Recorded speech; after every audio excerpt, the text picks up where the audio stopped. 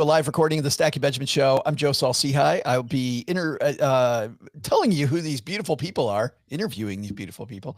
I'll be telling you who they are in just a moment. Feel free, by the way, in the comments, tell us where you are, where you're hanging out with us from, take part in the show, and we'll try to come to you a couple times as we record. Normally, we make a bigger production of this, but as you may know, we've got a big session this evening, 8 p.m. Eastern, 5 p.m. Pacific, talking about 5 p.m. Specific, which is retirement calculators. So with our special guest, Steve Chen will be with us. So we are going to make the sausage right now. So everybody ready? Not that you just made it awkward. No. Awkward for who? You don't like making the sausage, Doug? All right, here we go. Doug, let's do this. 3, 2, 1. Live from the basement of the YouTube headquarters, it's the Stacking Benjamin Show. I'm Joe's mom's neighbor, Doug, and smiles, everyone, because we're asking the question, is happiness really about more money or about flourishing? A new study dives into this topic, and we'll cover the findings and much more with our roundtable contributors. What is much more, you ask? Oh, I'll tell you. I'll ask all three of these beautiful people about today's incredibly and intricately crafted trivia question. And now, a guy who likes intricately crafting retirement portfolios, it's Joe Saul-Sehy. Hey, Stackers, is there anything more fun than playing around with the efficient frontier and making retirement portfolios? I think not. Welcome to Friday. We're super happy you're here. Sit back, relax, because we're about to have a good time talking about flourishing. So let's talk to three people who I think are flourishing. Across the card table from me, Mr. OG is here. You're flourishing, right? I am. I'm doing it. Yeah. Ready to go. OG is flourishing so much, everybody, that they actually took a needle and took some of the flourishment out of him. Yeah. Earlier so much today. Extra flourishing that I had to donate it to other people, and it makes you so sleepy. I just want to take a nap. Oh man. Well, you got to wait an hour because you got to bring it first for our stackers, man. Come on. Shall be brought. Don't. Yes. And the woman who's flourishing in Manhattan, Paula Pant, is here. How are you? Oh, I'm fantastic. I'm a little bit under the weather, but that, well, actually, the weather here kind of sucks. So I might actually be matched to the weather. You have a cold that's flourishing. Yes. The cold is flourishing. The germs, the bacteria, they are flourishing. Well, and in other news, for people who heard the show last week, how is the kitty doing? She had her second round of chemotherapy yesterday. So, so far so good. In between her 2 chemo appointments, she actually gained a little bit of weight, which is really good. That's very, very positive. I wish people would say that about me. Joe gained weight. It's so good. Yeah. She gained weight, which is exactly. That is good news. Yeah, that's very, very good news. Her blood, her various counts of various things seem to be pretty good. You know, her bilirubin is down, her ALP is decent. So yeah, the markers are all so far so good. Paula's the only friend I have where we've talked about bilirubin several times. Oh, multiple times. Multiple oh my times. Goodness. Yes, bilirubin is my nemesis. Yeah. For those of you wondering what Doug and I are going to go find Billy and beat the crap out of him. Yeah, I thought he played third base for the Yankees. Mr. Rubin is going down. He is in trouble. For those of you wondering what it is, bilirubin is the name of a liver enzyme that, if it's, I don't know what it is in humans, but in cats, it should be, I think, under 1. I don't actually know what the proper level in cats is, but I think 1 or less. But in mine, it was 5. The measure was 5.9, which is like, elevated to 500 times, 600 times what it should be. In your cats, not yours. In my cat, yes. Yeah. Yeah. Like in yours. And in my cat, it was even, yeah. Yeah. My cat's bilirubin was 5.9, which is for the veterinarians who are listening to this. Yes. They'll understand that's a very high marker. Paula, Doug tests his liver enzymes constantly to make sure that they're working hard enough. Just as Yeah, you often got as to you push can. the envelope. It's like an engine that operates best, most efficiently right at red line. That's what I do to my liver. Keeps You them know, on their toes. isn't Doug's? I think Doug's liver enzymes are called Paul Rubens, which he's played the Kiwi. Whoa! May he rest in The peace. new guy. And that voice that you just heard, he's flourishing out in Southern California. Last time I talked to him, he was avoiding fires and lots of people not flourishing. Ryan Doolittle's here with us. How are you, brother? When I woke up today, I looked in the mirror and I said, "So that's what flourishing looks like." Pinch me. Absolutely. Well, I wanted you on for this episode specifically because you were the host of the Happiest Retirees podcast and part of Team West Moss. You guys study happiness in retirement. And so, I mean, this really for you, Ryan, should be, I think, in your wheelhouse, isn't it? It really is. Yeah, I was really excited just to hear from you at all. But the fact that it was also relevant was pretty cool too. It seemed like a great fit. See, and that's another reason I like Ryan right there. Just come on, Ryan, keep it coming. I was so happy to hear from you. Yeah. And the Happiest Retirees podcast, tell everybody what you do. I mean, I guess it's in the name. It is. Yeah. I interview happy retirees and basically the gist of it is I ask them how they got happy. And I'm hoping people listening will take some inspiration from it. If maybe some of them are retired and think I'm not very happy and I don't know why, they might listen to that and say, well, maybe I'll just try what they're doing. Or maybe they're about to retire and it gives them sort of like a head start. Does anybody tell you they get happier like Doug does by testing their liver enzymes? You know, Keeping them busy? a lot of people tell me that if they just talk to Doug at all, their liver enzymes start getting happy. Their bilirubin goes to 5. Yeah. Maybe that's what happened to Tassie, Paula, is that she talked to Doug. I know. It was ever since I started taking part in the roundtable from home. That's right? it. Right? Yep. Yeah. Correlation. Shame on you, Paula. Correlation, I'm going to say, is causation. All right, we're talking about a new study that just came out about what makes people flourish. We're going to get to that next. First, we have a couple sponsors that make this engine go, so you don't have to pay a dime for any of this goodness. We're going to hear from them. And then Ryan, Paula, OG, Doug, and I diving into what actually makes people flourish and is more money part of it. All right, 3, 2, 1. The inspiration for this discussion comes from a place that we found called The Conversation. And actually, it's funny, as I read through this study, I realized I've seen past studies that this group has done. And I've also read several places about past studies, because in the past, what this study has shown is that people historically have had kind of a U shape when it comes to flourishing. In other words, people when they're young tend to flourish. They tend to be frustrated in their 30s, more frustrated in their 40s as they're juggling so much stuff and they feel like they're not flourishing. They're swimming through, the middle of their career. What do they call it? The messy middle, right? They're there. And then as they get older, they flourish again. Now, that doesn't seem to be the case, Paula. When we're reading through this, it looks like now young people really not flourishing as much as they have in the past. Yeah, I think that they say happiness is, expectations minus reality.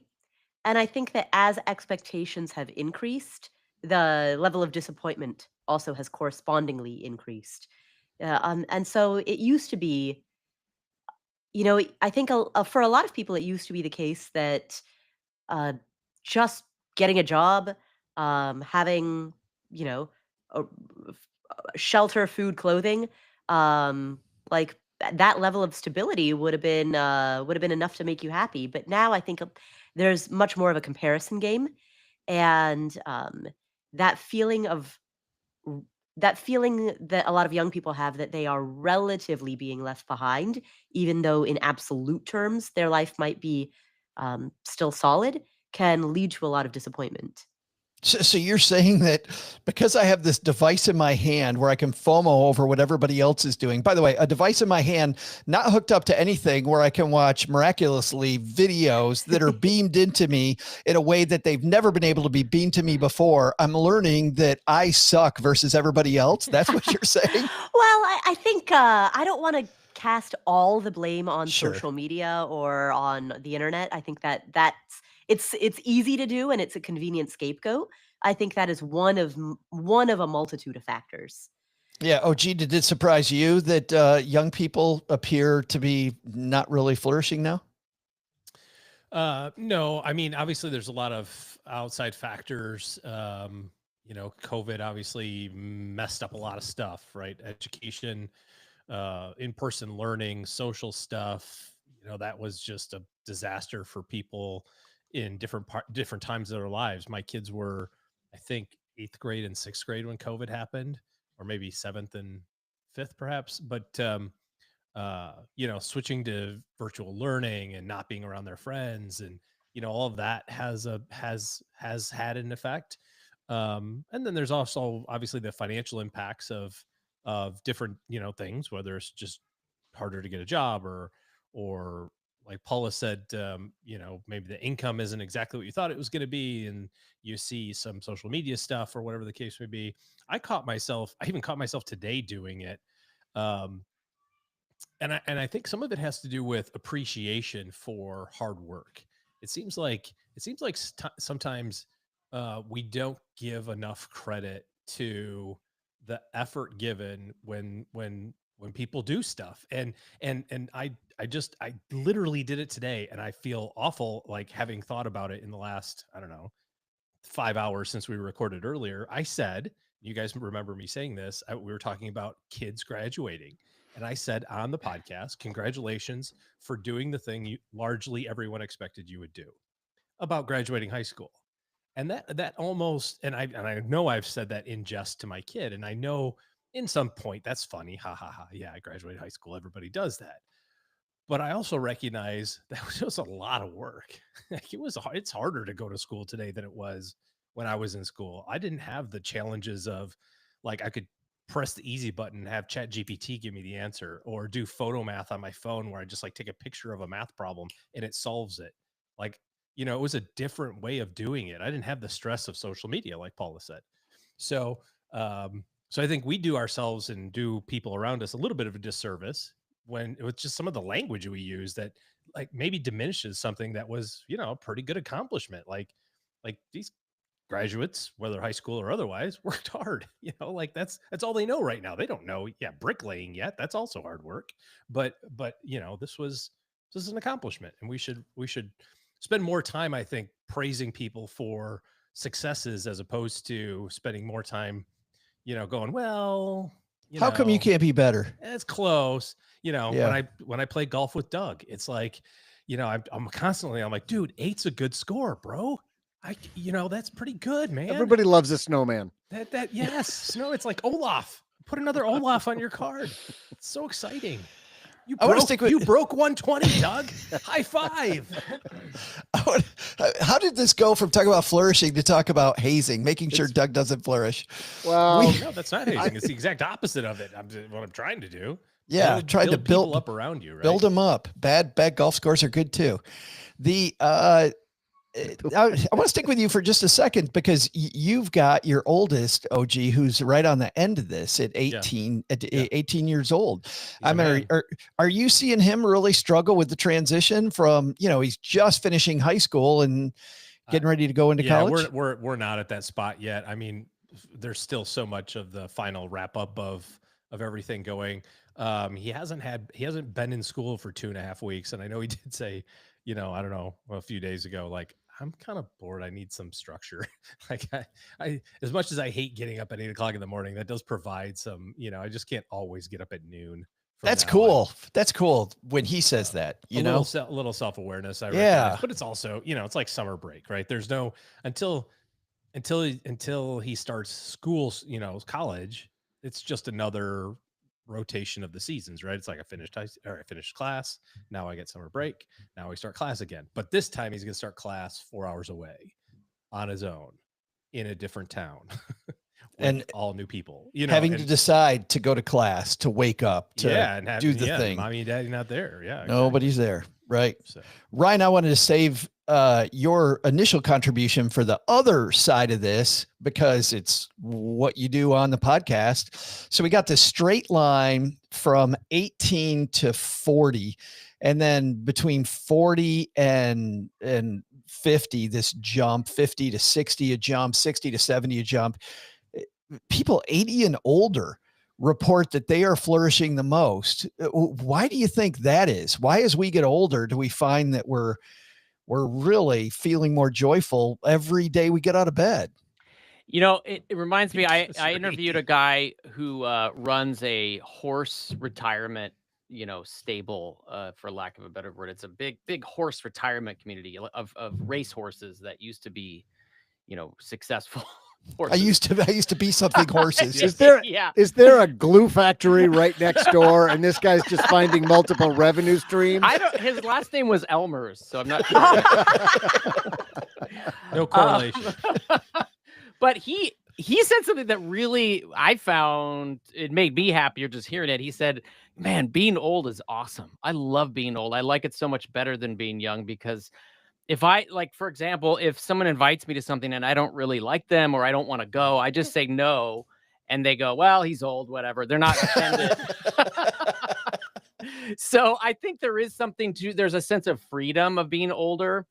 There's obviously a lot more to it. You might be more Sure. financially independent and a list of other things. But I think there is a sense of freedom. And when you're younger, you're thinking, I don't know who I am. I don't know how I'm going to get to be who I want to be. All of that is part of it too, Ryan.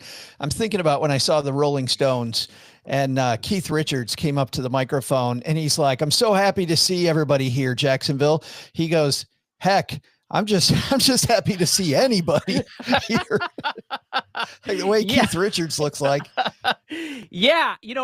And I mean, I know this is a little bit of the flip side of what you're asking me, but I'm less surprised about young people being unhappy now, because Wes and I were just talking, and he found some research from a study by the Federal Reserve that said that because of all these financial hardships that especially millennials have been through, like the great financial crisis, and I mean, they've had more of a concentrated amount of like bad things happen, that some of them are more scared to open a credit card than they are of dying. And Wow. I never had that thought, so I'm not really that surprised by it now, as much as I would have been in the past. That's funny, Paula. We talked to Dr. Erica Rasher from Beyond Finance on Monday about psychology and this idea of millennials, especially to Ryan's point, just growing up at this time when, good people losing their houses, smart people losing their houses, smart people declaring bankruptcy, just some of that horror story of 2007, 2008, when you're coming right out of college, Right. That could weigh on you. Well, so, I mean, that was me. I was fresh out of college, right at the Great Recession. So I'm a millennial. Fresh out of Scoreboard. college, right at the sorry? He said scoreboard. What a jerk. Well, no, millennial. I'm a millennial. Now, millennial now is synonymous with old. Like, you got to be Oh, Gen Z. screw you, Paula. Are you a geriatric millennial? Isn't that the pejorative term? I'm not in the geriatric category, but I'm the elder millennial. Oh, okay. Right. So you've got a band, you've got the geriatric band, and underneath that you've got the elder millennial band. You got to be kidding me. Yeah, seriously. Gather These round, goddamn children. kids And then- making shit up all the time. And then bridging the gap in between millennial and Gen X, there's I'd say about a 4-year window of people who are right at that transition, who are the Oregon Trail generation, right? So those are people who are like, they're technically young Gen X, but they're close enough to millennial that they refer to themselves as Oregon Trail. So yeah, there's a lot of differentiation right around the turning point of these generations. But What's your point, Paula? Which I think goes to show how different life experience can be just by a factor of a couple of years. Just a couple of years. Yeah, Yeah. absolutely.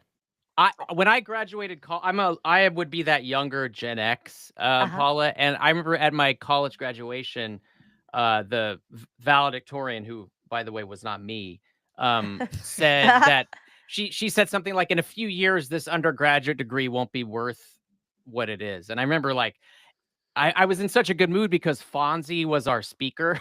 Well, And Henry that really Winkler, brought me really? down. Yeah. He gave the like, inspirational address. That'd be fabulous. Wow. It was pretty cool. Yeah. I gave him an A. Oh, we just got set up. And isn't that your blood type? Or no? Just- oh my God. And we thought Len Benzo was bad with those. Chris, I want to say hi to everybody who's hanging out with us on YouTube. Chris, who is an upcoming guest on the Stacking Adventures podcast, is joining us from Belize, which is great. Andrea is in Santiago, Chile. Like we are all over the place today. Dan says, yeah, I can't compete with any of those. I'm in Baltimore. So, Dan, Baltimore's pretty exotic as well. And then Andrea says she's rooting for Paula's cat. Oh, thank you, Andrea. Leonidas, who I can't not call Leonidas because they're the town of Michigan. Hello from a rare sunny Western Pennsylvania today. So great to see all of you hanging out with us live on YouTube. We generally record on Thursday afternoons. Come and join us. Wednesday. Let's dive in, guys. What's that? Normally Wednesday. Oh, Wednesday. Sorry, today. Normally Wednesday. You're right. Oh, can I finish my thought on my counterintuitive thought on millennials? Bring though? it. So a lot of people say that, yeah, you graduated college right into the Great Recession. That's a sucky time to be a human. I actually have the opposite perspective because by virtue of being in your early 20s or even mid 20s, in 2008, like right when the market was at its bottom, our early investor life was like capturing that market bottom. And granted, in terms of like raw dollars, we didn't have a whole lot because we were at the beginning of our careers. But still, because we were in college, we never like invested during those high heady years and then watched our portfolios drop. We got to come in right at 2008, 2009 and start there. And so we just saw an 11-year bull run as the first 11 years of our investing history. So I actually think being a millennial was hugely like fortuitous in terms of growing a portfolio, growing your net worth. But doesn't that rely on how much financial education you had? Like if you are surrounded by people who get that, then you're right. It frankly was a phenomenal time. It was a fantastic time, man. If you started then, like right now is kind of a bad time because this year, the first half of this year for, that 6-month downturn might've been, oh gee, have we seen a 6-month downturn since then, like 6 months of down? We generally had like knife down and then come back. Yeah, but wasn't that like knife down and then up and then just kind of malaise? No, 2022 is down. Yeah, like all year. Sure. 2018 was down all year. 12 was down from August to the end of the year. August to the end. Maybe I blocked it out. Yeah, but well, they just all run together. And but I mean, honestly, yeah, what Paul is saying is even if you didn't have any education and just went like, I don't know, 401k, I guess, like whatever, like you said, you didn't have to plan for it, or you just got lucky. And part of investing is just pure luck and and timing, right? It's just like you're lucky that you got started investing in March of 2009. There's a bunch of people who were unlucky that retired on January of 2008. Yeah, exactly. Yeah. Exactly. Just a random separation of a few years. So. Yeah, I totally agree. So yeah, I think millennials, especially elder millennials, had it really good. I think we are probably one of the luckiest generations in that regard. Paula, did you have a lot of financial education at that point? Or no, mine was all from blogs. It was from reading the Free Financial Advisor. It was. Come on. Nice. talking about why I love Ryan so much. Now why I love Paula. For people that don't know, that was OG in my first blog. Yeah, way back in the day. All right, let's move on. Flourishing reflects job status. I want to start here because OG, retired people show that they're flourishing the most. Self-employed people are second. Employed by someone else is third. Student is fourth. Homemaker is fifth. Unemployed and looking for a job is last. Anything surprising there to you?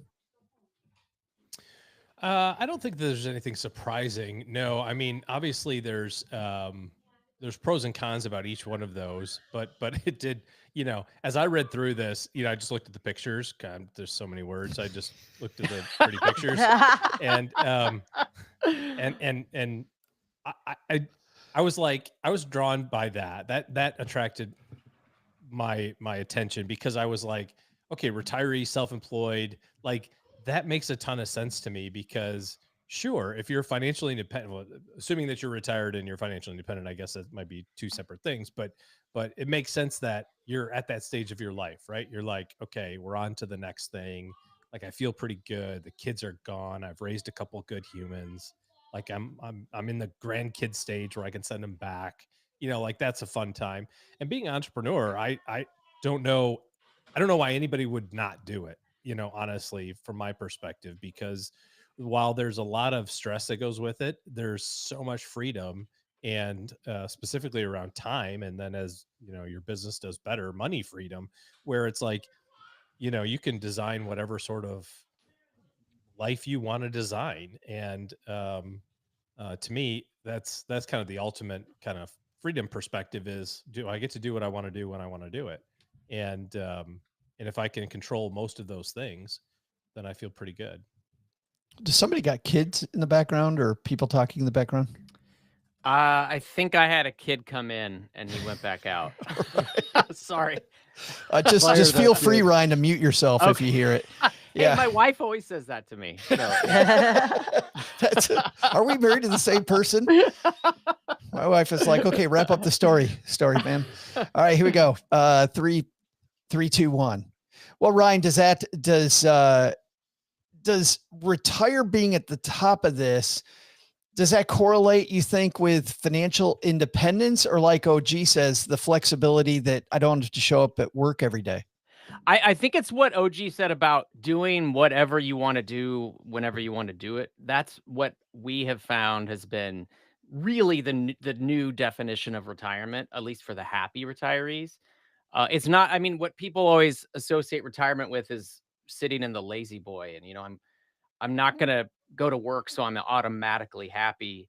And it's really not about not doing anything. It's about not doing the things you don't like doing, which is often like going to the office and, doing whatever your boss wanted you to do. So that part is really, really on point for everything that I've learned. But how much does the money play into it? Just it gives you the ability to do that, to wake up every day and do whatever the hell you want to? Yeah, from what we found, the money's important, obviously, but only to get you to where you can. It's the fuel. Yeah, exactly. There's some, what is that, Maslow's hierarchy? Sure, yeah. Like if you don't have food, you can't enjoy reading. It's like whatever. Yeah. So you need the money, but it's not really the end all. Right. If Doug doesn't have the drinks, he can't test the liver, which makes him happy. Exactly. Yeah. Why do I feel like this is an intervention? Doug, there's a reason we called you here today.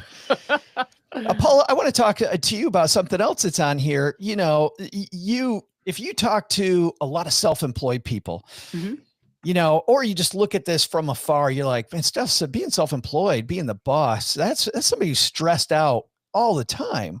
Like, this is just, you're the backstop, you employ X number of people that afford anything. Yeah. Self-employed, though, tracks happier than the safety of working in a business for somebody else. Yeah. That makes complete sense to me. There's that expression, you'll work 80 hours in order to not work avoid 40. Yeah. Avoid 40 hours for somebody else, right? Yeah. You'll work 80 hours for yourself in order to not work 40 for someone else, and that's totally true. I there's research that shows that the three qualities that often correlate with workplace happiness are autonomy, mastery, and purpose. And I think that when you yourself are the boss, when you're calling the shots, when it's your company and your project, you have all three of those. You have autonomy, you have the potential to develop mastery, and there's typically a purpose behind why you're doing it. Why So, is, yeah. why is OG, do you think, homemaker at the bottom of this one? Is it a sense of, I don't know, guilt that you're not bringing in the paycheck, somebody else is? Is it the fact that you're the backstop for the family to be taking everybody, you're managing the house? Is it, underappreciation? Like, why do you think homemaker's so far down on this? Yeah, I mean, obviously, I don't know because that's not a role that I have. But I think that the first thing that I thought was underappreciation. That would be my first guess. I can't prove that, but I think a lot of it has to do. I mean, anything has to do with roles and responsibilities and making sure that everybody's on the same page. I can't certainly can't speak for my wife on how she feels about this, but when she decided to stay at home with the kids, we we set out a bunch of rules like who's going to be doing this and who's not going to be doing this, and so she doesn't do some stuff and I don't do a bunch of stuff. Now on occasion she'll say, hey, is there any chance, I know you're busy, can you go do this thing for me? And it's, yeah, of course, if I can figure it out I will, just like she would. But uh but I don't know. I don't know where she would rank on this, honestly. I don't know where she would want to put herself. Yeah. Ryan or Paula, you guys have any other insight into why homemaker be so low here? I think that there's probably, if a person were to my hypothesis is if a person were to dig deeper into that, there's probably a distinction between people who aspired to be homemakers, like that was what they really wanted to do, versus people who kind of felt like they were forced into it based on circumstance. Because I know people, I mean, I had friends in college, like even when, we were 18, 19 years old, who were like, my goal in life, I want to be a stay-at-home mom, you know? So I think they would be very happy, or are likely to be happy in that role. Whereas I know a few other people who are like, I didn't really want to, but we took a look at what the cost of daycare looked like, and we just took a look at the numbers, and it didn't make sense. And Taking so, one for the team. yeah, so they were like, even though I didn't want to, I felt like I didn't have financially, I felt like I didn't have any other choice because I just couldn't afford the cost of like childcare and getting a home cleaner and all of that, a house cleaner and all of that. Yeah. Maybe putting your goals on the bottom shelf for the good of everybody else. Leonidas it was back on when we were talking about millennials. Agrees with Paula. Got my first house at the bottom of the housing crisis and at a 10-year bull run, #winning. Yeah. Just, it was, I mean, I feel like that's part of a growth mentality too, right? It's like, okay, it's either the worst of times or the best of times. Doug? Yeah, I suspect Paula got me thinking about this. People who maybe don't find satisfaction of that in being a homemaker, it's because they're looking externally for validation. And generally, Western society is not putting a lot of reward and value and hip hip hooray on homemakers. We don't often completely lift them up and say what an incredibly valuable thing you're doing, raising children and managing the home, which is like a business, right? Managing the home is like a business. There's a huge value there, but generally you don't see a lot of that reinforced in social media.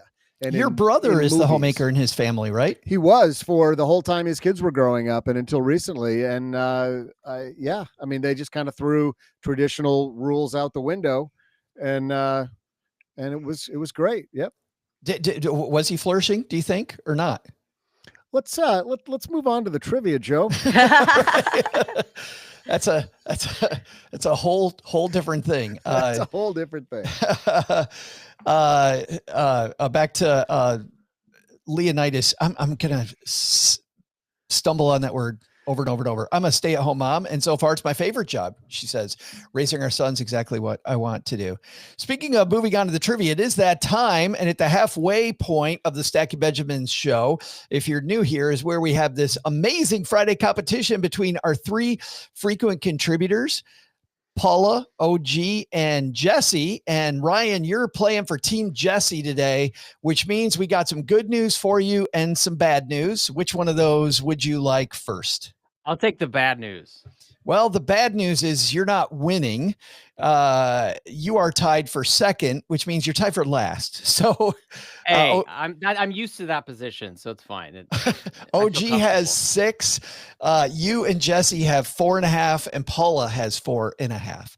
So because Team Jesse beat Team Paula last year, that means OG will guess first, you will guess second, Ryan, and Paula will guess last. All right. So that's the way we play it. And for each of these, of course, we need a question, and that's where Doug comes back. Doug, what do you got, man? Hey there, stackers. I'm Joe's mom's neighbor, Doug, and get ready to rev those brain engines because here comes today's trivia question. I know we've been talking about flourishing for the last 25 minutes or so, but you want to feel you that good. Yeah. Fumble. 3, 2, 1. I know we've been talking about flourishing for these last 25 minutes, but you want to flourish? I mean, do you really want to flourish? Well, let creepy old Uncle Doug make it simple for you. How would an extra 2.5 mil in your pocket feel, huh? Wow. Would that make you smile? I said, would that make you smile? Yes. There we go. Okay. Well, that could be you if you just got extra good at turning left, because that's how much money an Indy 500 winner takes home if they win. And today's date back in 1911 is the anniversary of the first running of this iconic Midwestern race. And while you may think running means they ran down the track, I'm told they actually used cars. Oh. Hashtag innovation. Hey, Cool. Ray Haroon won the inaugural event, pocketing a whopping $14,000 back then. It's about $450,000 today. But here's today's fun question. How long did that first race take? I love the look on our contributors' faces when I come up with the question. It's just total blank terror. I'll be back right after I see how long it takes me to get the garbage to the curb. Joe's mom says it's for research purposes. Pay attention to science, kids. All right. The Indy 500 run last weekend. And if we weren't recording ahead of time, we would have told you who won, but we have no idea. OG, you're first race way back in 1911. How long did the Indy 500-mile race take? I'm somewhat of a fan of the Indy 500, having attended 2 of them. And I feel like this is something I should know. Like it seems like it's written down somewhere. It's on a, one of those little placards somewhere. Here was outside it took Bob this many days to complete it. Or outside whatever. the race or something. Yeah. Sort of, under the stands. Yeah. Or came up in conversation. I'm going to say that the first one, let's see. So, I was like, man, I hope he asks how fast is the fastest lap ever. Cause I'm pretty sure I know that to like the miles per hour in the thousands. Well, But, Doug, I'm glad we said no to that one. Yeah. We talked about that. Yeah, no, I felt pretty good about that one. Okay. So 1911, those are the facts. The Indy 500, they're racing Model Ts, going 19 miles an hour. So I'm going to say that they really exceeded the speed of sound here. They were blowing people away. They were going 50 some odd miles an hour, maybe 75, maybe 100. Split the difference. I'm going to say it took 5 hours to do it. 5 hours. Ryan, what do you want to do with that? What was your thought? 5 hours high or low? I think that's a little low. I use actually people don't know this, but indies are a unit of measurement. So it took 500 indies to finish the race. So for That's We got to convert that to indies to hours. What's the conversion on that? Do you got your conversion calculator? Yeah. Let me see. I always go to metric and then I go back to indies. And then, so hours would be, I'd say it took 7.9 hours. 7.9 hours. What would that be? 7 hours and 55 minutes? Would that be 54 minutes? 7 hours and 54 minutes. 7 hours and 54 Thank minutes. you. I was going to say that. Thank you, Paula. We beat him to it. Yeah. All right, Paula, you got 7 hours and 54 minutes and 5 hours. I'm going to take the under. So I will go. You think they went faster? Let's not help her with the logic.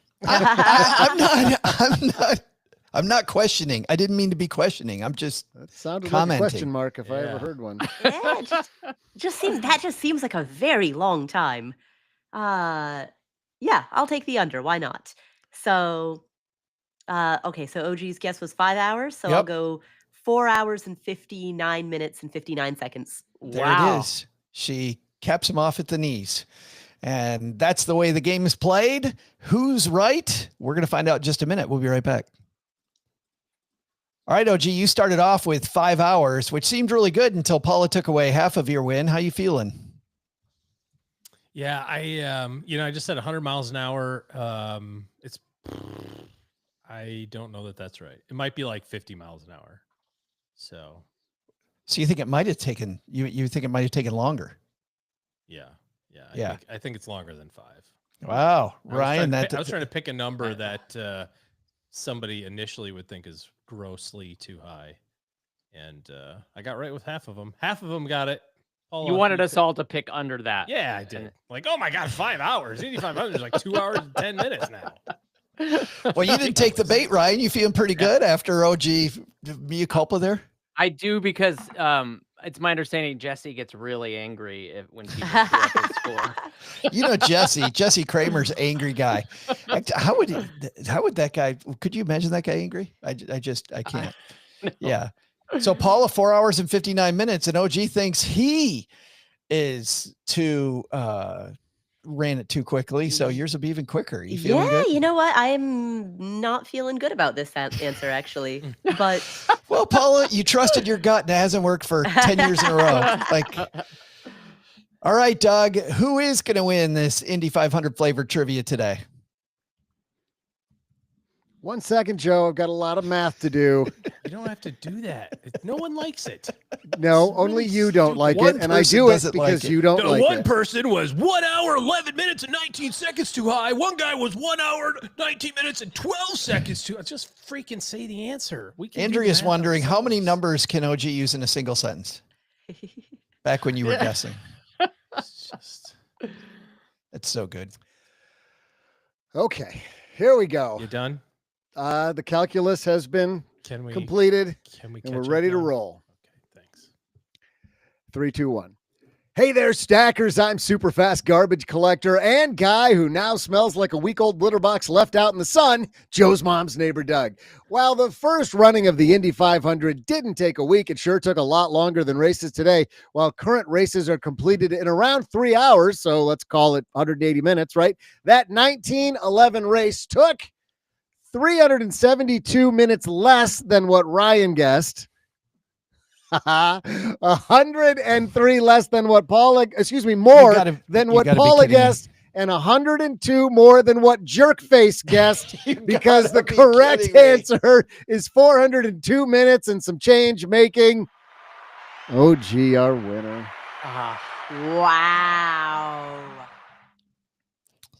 Wow.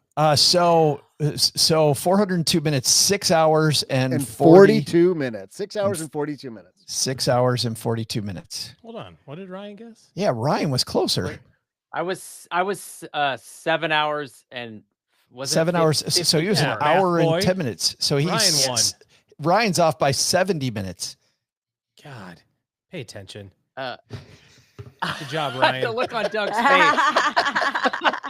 One of us is off by an hour and 40 minutes. They're math genius. I And was one of gonna us say- is off by an hour and 10 minutes. I was trying to convert all of it to minutes, and you got it. Yeah. I got Doug, have you been testing your liver already today? yeah. I'm glad that this it? has backfired in a spectacular fashion. Yeah, On this a is public display. a great day for OG. Yes. Congratulations, Ryan. Good Nice job, work. Ryan. Thank you so much. Thank you. I mean, even though the Appreciate it. judges That was for officially gave me Jesse. the point, I will cede it to you.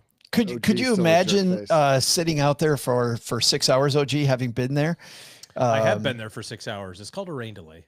Oh, really? Yeah. Oh. I went to the Brickyard 400 twice, and just being in that, which is the NASCAR equivalent race that they run. It's shorter, obviously, the 400, but but that's just a cool place to be. Yeah. You just, Good whether you like atmosphere. racing or not, just being in the Great. stands with all these people at this iconic racetrack, pretty neat place to be. I'd love to go to the Indy 500. It would be a lot of fun.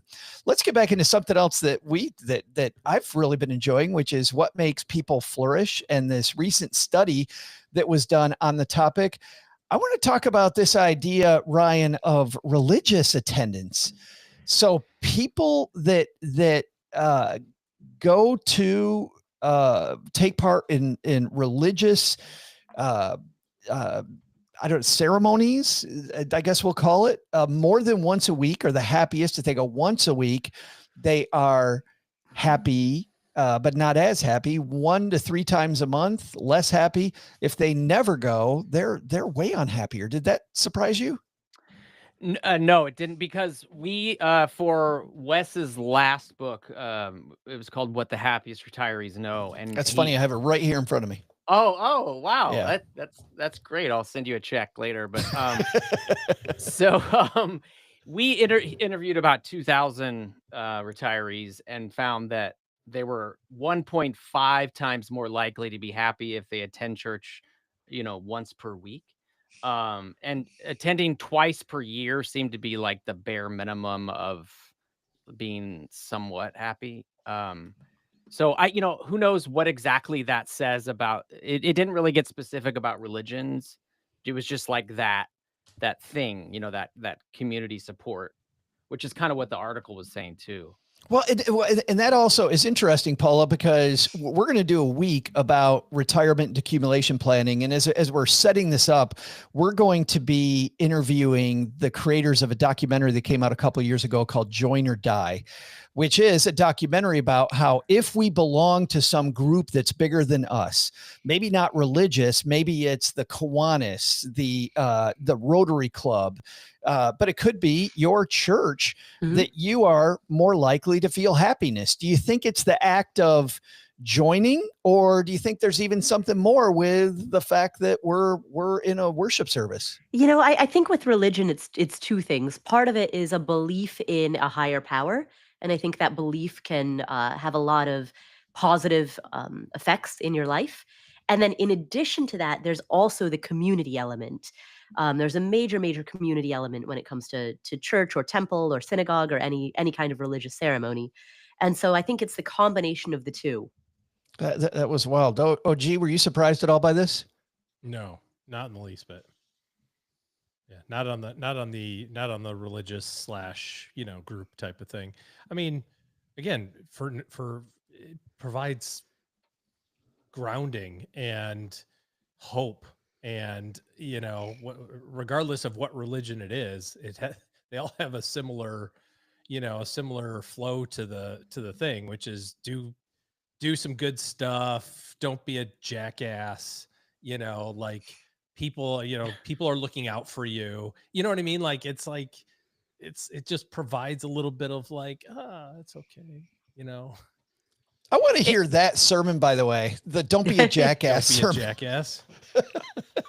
That'd be a very blunt minister.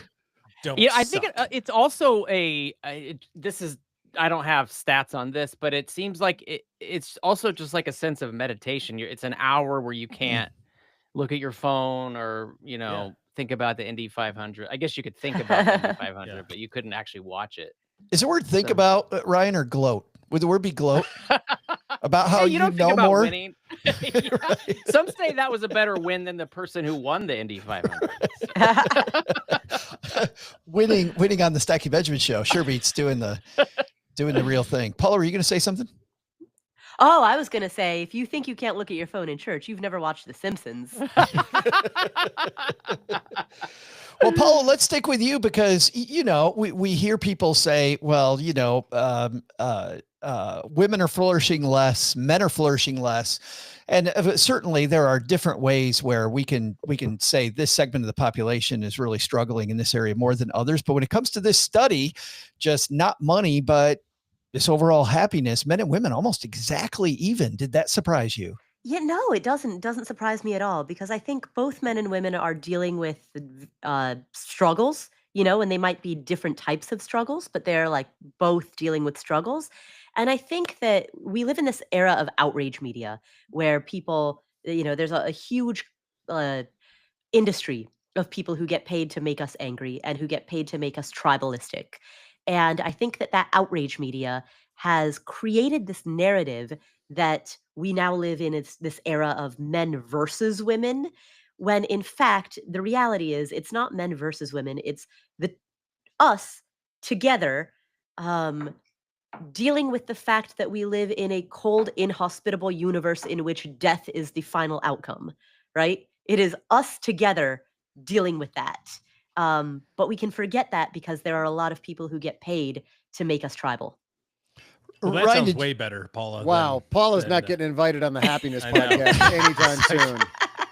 That sounds way better than being angry at, girls. Wait, we're all in it together and we all end up in this cold, lifeless location that we're barely trying to survive. You just got done reading Camus, didn't you? There's no point. I know. Just sucks. You can see Paula's religious optimism right there, going back to the religious part. Ryan, does that change as people get older, though? Do you find women or men are happier in their retirement years? We didn't necessarily find a discrepancy between men and women. So just like in this study, women. We didn't delve so much into the gender of genders, it. Yeah. So it's really hard for me to say. I mean, as far as health, women's health seemed to last longer. And there was one interesting aspect we had found. In fact, Wes interviewed a neuroscientist who studied primates, and he found that male primates struggled to keep social, like they sort of gave up on socializing as they got older. Really? And the women primates seem to do it much easier and better. And that, at least to my eye, that correlates to humans. That men tend to isolate. This is like a research study on Doug. Or Doug, are you one of those guys that's like, yeah, my friends or whoever my wife's friends are type of thing? Or yeah, I'm not very. You can tell I'm an introvert. I'm not very social, so I just kind of glom onto. Yeah, but you're saying men tend to isolate as they get older. Yeah, they I don't know exactly why, but yeah, they tend to atrophy. See. That okay. That muscle almost atrophies or something. They stop trying. And so that leads to problems in retirement because now, especially with retirements lasting longer nowadays, like say you've got 20 years without friends, that's a problem. Whereas in the past, maybe your retirement was so much shorter, you might be able to get away with it. It is a sad statistic that I heard maybe back in January is the highest rate of suicide is among men over age 70. Wow. So the isolation thing, very, very, very much problematic. Speaking of problematic, childhood events, they talk about determine whether you are going to flourish or not. On the upside, if you had excellent health as a child, you flourished. More often, if you were, in my case, dragged to religious services at age 12, you have a good relationship with your mother, very good health. And then as you went down, things get worse. If your parents were divorced, then if you felt your family had a hard time financially, it was even worse. if your parents were single, your parents died, fair health, felt like an outsider near the bottom, and of course, poor health and experienced abuse. I don't think, Paul, any of this surprises you, that your happiness kind of can stem from a sort of, I guess, PTSD from childhood. Yeah, that makes a lot of sense. Those are the most impressionable years. Did anything about that surprise you, OG? No. I mean, I'll tell you the one thing. I don't know if you're going to get to it, so tell me you're going to get to it. The thing I was most surprised by, or I found interesting, surprise, was the areas of the world, because they did this. That's where I want to go next. Yeah. 22 different areas, I think is what it said, right? Different demographics. Yeah. And it was just mind-boggling. So I'll do the transition, but it was really interesting in what we would think in very Western contemporary culture of, gross excess. We would think like, oh, based on everything else, we've got it great, but we must be the cat's meow of where everything is. It's like, nope, Indonesia, Thailand, Mexico, Morocco. And you're going, wait, what? Those places don't have any of the stuff that we do. Ding, ding, ding, ding, ding, ding, ding, ding, ding. Yeah. That was why I wanted to end here on this point, OG, for that very reason, because if there was anything that proves that flourishing isn't just about the money, it's just not, it's not money at all. Honestly. It is this. Having gone to Indonesia, those people are not what I would say flourishing when it comes to. They don't have the same money that you do. That was an incredibly poor country. Ryan, did this surprise you that Indonesia was on top, Mexico second, Philippines number 3? It surprised me a little, not because I think you have to be wealthy, but I thought they might be lower. I mean, there's a plateau effect, certainly, where you, like we were talking about earlier, you make a little bit, or, the money helps you get to where you need to go. So I wasn't sure they would have enough to get there. But it sounds like they do. And maybe that figure's lower than I thought it was. Yeah. Paula? So what strikes me about this is that those are all emerging markets, right? Emerging economies. And so there's a lot of, we were talking earlier about hope, right? There's a lot of, the younger generation is doing better than their parents, right? And that the parents are doing better than their grandparents. And so you're seeing a lot of progress. You're seeing a lot of hope. Every successive generation does better than the previous generation. So I think that when you have an environment that's an economy that's emerging and things are constantly getting better, and every that the next generation is probably going to have it even better, which is what every parent wants for their kid, right? I think that combined with like strong community ties can result in a lot of happiness, because it strikes me that there are plenty of countries that are where there may be strong community ties, but there's no economic hope, right? Like it strikes me that Syria and Somalia and Afghanistan are not on this list. Yeah. And so despite the fact that you have very strong community and very strong family ties there as well. So I think it's that emerging economy, right? That the future will be better than the past that really makes a difference. United States number 15 on this list, by the way. Doug? Oh, I don't know, Paula. I think the next White Lotus location is going to be in Afghanistan. I heard. White Lotus, Kabul.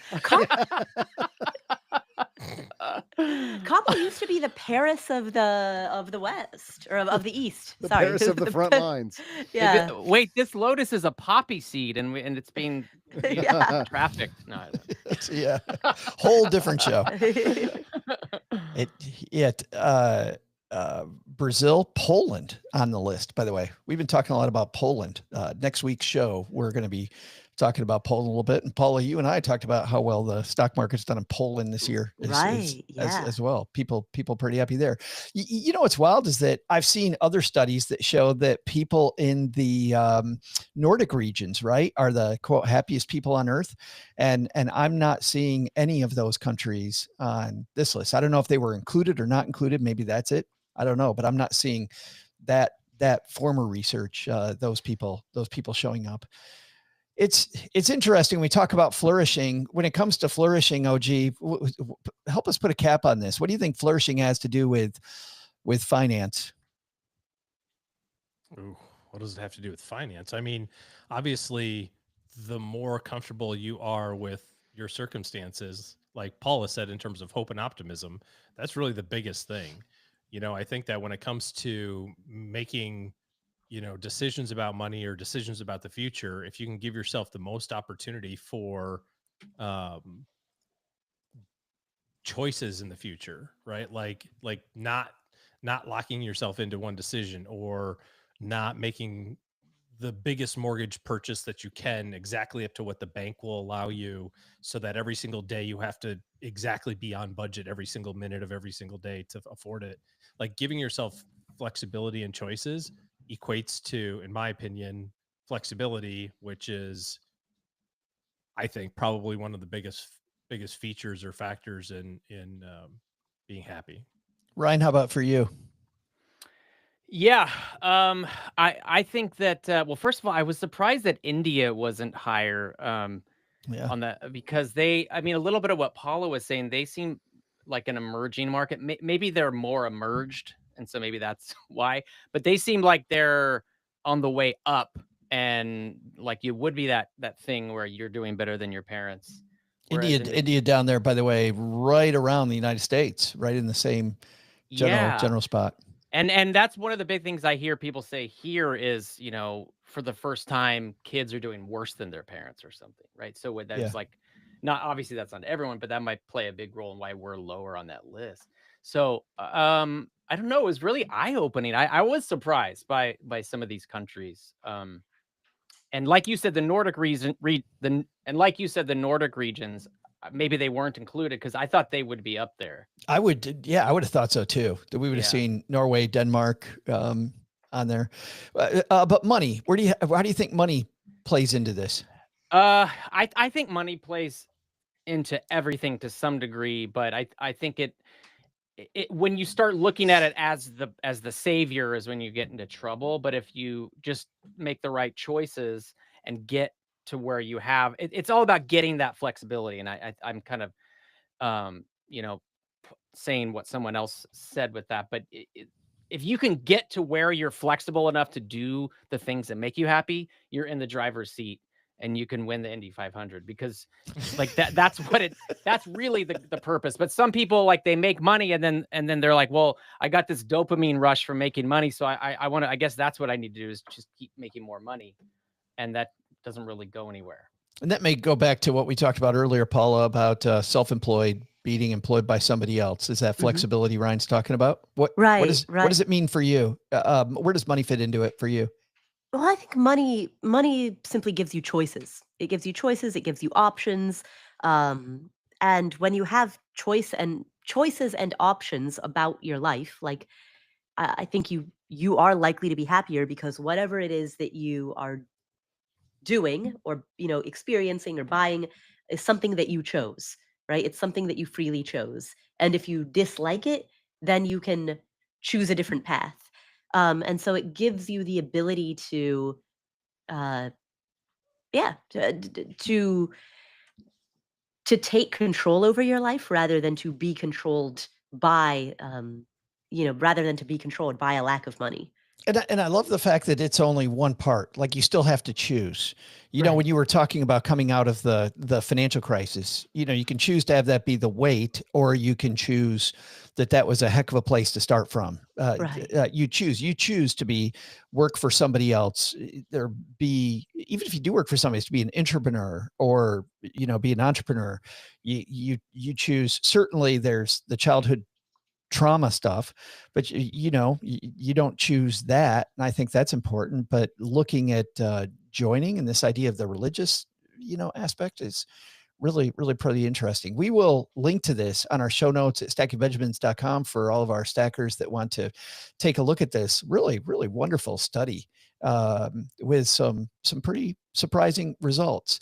Let's find out, because you guys are always doing surprising stuff. So we'll have our guest of honor go last here. But OG, what do you got going on this fine post Memorial Day weekend? Well, I'm lucky enough to have my in-laws still in town for just the last part of this 2.5-week visit. So really blessed to be able to hang out with them. I will be spending the weekend at a golf tournament. So sadly, they're going to have to hang out at my house and Without you there. I'm going to miss those Oh, last few days. I know how heartbroken you are. But we've been fortunate enough to have them around for the last 17 days and some change. Who's counting? But we're just beyond blessed. So Hashtag blessed. hashtag flourishing. Paula, what's going on at the Afford Anything podcast? So on the Afford Anything podcast, we have an interview with Robert Rosenkrantz. He is a billionaire who talks about how he made his money. It's really interesting because right up until like when he talks about the work that he did in his 20s and early 30s, it's all like very, very, very relatable. Like he's telling his story and you're like, okay, yeah. Oh yeah, that feels like my 20s. Yeah, that 20 by 25, yeah. By 30, yeah. By 35, yeah, I can relate to that. And then like post 35, it just becomes Nope. whoa. He did some amazing stuff, huh? Yeah, exactly. And so we talk about that. He strongly believes in stoicism. And so we talk about the Stoic philosophy and how that plays a role in any type of business enterprise or any type of financial enterprise, like in anything that you want to do, how Stoicism can play a role in it. That's awesome. And that's at the Afford Anything podcast, where finer podcasts are listened to or found. The finest. Only the finest. Speaking of finest, Ryan, thanks a lot for hanging out with us today, man. This was fun. Thank you so much. I had a really great time. Kicking our butt at the trivia. All mine. Yeah. All right. So what's going on at the Happiest Retirees podcast? What's coming up? So what I actually was gonna plug is I'm starting a new video series called Try and Ryan. It's where I go out and actually try some of these, well, we call them core pursuits. It's a bit like a hobby on steroids that retire. We found that the happiest retirees need like 3.6 core pursuits to be happy. I always feel bad for that 0.6 one, by the way, the one you're kind of half-assing. I know. So I decided to just go out and try some of these things and hopefully, like, by showing people that I'm doing it and oftentimes not doing it well, but having fun, they might actually be inspired by it. So the first episode, I learned how to cook Puerto Rican food from my wife. Oh, man. Yeah, that was tasty. I gotta live closer to you. I know. Hey, you're welcome to move in if you need to. And then the second episode is going to be I'm taking tennis lessons. So like, we got a balance between like enjoying food and then burning the calories off. It's a good 1-2 punch. That's nice. Yes, exactly. Yeah. Yeah. You get to test your liver enzymes during this. Is that going to be a corpus? Yeah. And that's at the Happiest Retirees podcast, where, of course, also the finest podcasts are listened to, wherever you're listening to us now. All right. That's going to do it for today. Big thanks to everybody hanging out with us from all over the world on YouTube today. Thanks a lot for just being here with us, I guess. And for watching the show. Just for being you. Thank you for being a stacker. And as I mentioned, most of the time we're here on Wednesday. Today we're here on Thursday, making the show. Doug, you always make the show go bye-bye by telling us what we should have learned today. Nobody can wrap up a party like me, Joe.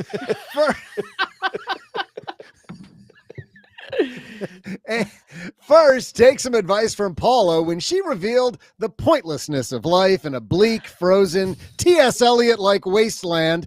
Care to elaborate, Paula? Sure. It's us together in this darkness in which we will soon be forgotten, and eventually the sun will turn into a red giant and explode, and everything that you've ever known will dissolve into a fiery hellscape. I can't figure out why the U.S. is further down on the scale with great optimistic people like Paula. Second, don't forget 3, 2, 1. Second, don't forget Captain Grumpy Pants' sermon on flourishing and not being a jackass. Hey, OG, can you summarize that for us? Yeah, if you go to church, just listen for the sermon about don't be a jackass, and then you'll be inspired moving forward to be nice to people. I guess I don't know. I haven't paid attention to that.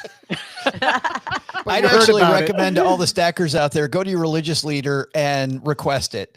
Like, could you talk to us about not being a jackass? Use those exact words. Paraphrase just a smidge.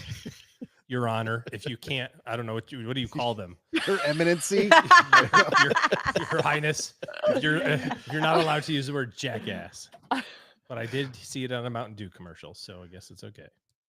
But the big lesson: don't get Joe's mom stuck on finding out how fast everything is. Now she says we need to test my speed at mowing her lawn. I'm on to you, Ma.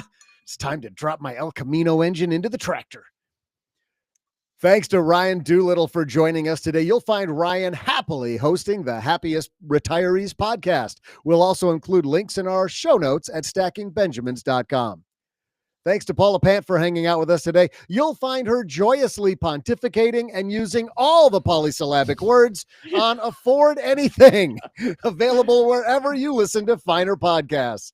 And finally, thanks to Jerkface OG for joining us today. Looking for good financial planning help? It was because he corrected me in the trivia thing. I'm a little bit bitter. Looking for good financial planning help? Head to stackingbenjamins.com/OG for his calendar. Wait a minute. You're bitter because he helped you get the trivia right? It's just the way, it was the tone of voice, really. I just needed a hug, and he punched me in the face. But yes, he was right to correct me. I was trying to convert to minutes, and I did the math wrong. Well, you were thinking in indie units. That was the problem. Yeah. Right. All right. We'll close it there. Thanks, everybody on YouTube. Thanks for hanging out with us. We'll see you maybe later tonight for the calculator discussion, 8 p.m. Eastern, 5 p.m.